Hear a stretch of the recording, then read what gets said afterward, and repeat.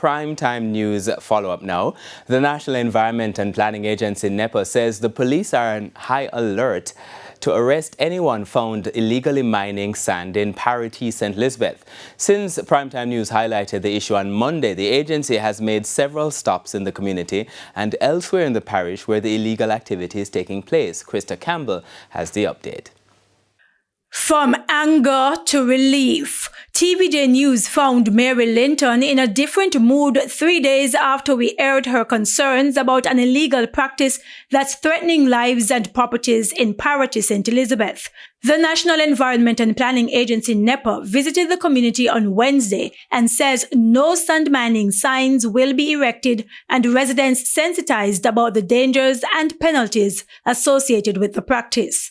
We were able to establish that such an activity was happening at Parottee, and the residents also were able to walk us through the different areas and some of the problems that has been caused by this removal of sand from their community. Justice is coming to Parottee. The NEPA, they show up, and I talk even to the head inspector of NEPA, and he assures us that anybody caught with the sand or anybody I see, I am one of the eyes for NEPA. Anybody I see taking the sand, I am not afraid to call and tell them. But back to the issues created and made worse by the mining of sand in Parottee. Most of the drains have been blocked, and so water doesn't flow into the sea anymore.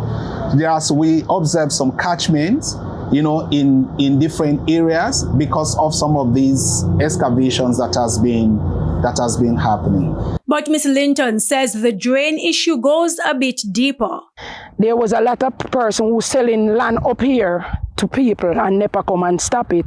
So they maul the road and block the main drain that lead the water that is unbugging us on the pond. This is one, and another one is down, further down. So without this drain, the culvert, they took out the culvert. There was culvert, two sides, and they took out the culvert, throw them all, so you expect everything black. No water moving. As you can see, the water is still. She says the frequent flooding because of the blockage is also threatening the neighboring community of Spice Grove and is appealing for the authorities to urgently clear the drains. Krista Campbell, TVJ News.